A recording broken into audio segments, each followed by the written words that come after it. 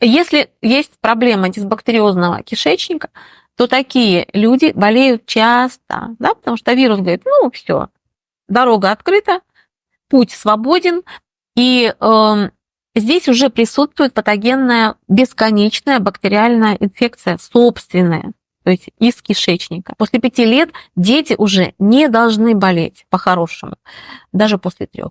Вот если все сформировалось так, как надо. А если нет, да, то пришел вирус, и организм говорит, ну надо же выкинуть. И лимфа начинает снизу вверх гнать те бактерии, которые когда-то попали в кровь, в ткани из кишечника. Ну, лимфа нужна, чтобы образовать слизь и выкинуть, смыть, да? Мы все время сопливим, мы начинаем кашлять. То есть слизь образуется как защитная структура, да, для того, чтобы освободить нас от этого вируса. Но навстречу, к сожалению, течет не чистая лимфа, а с бактериальной массой, да? И люди очень долгое время потом кашляют, уже вирус закончил свое действие, все, вируса уже нет.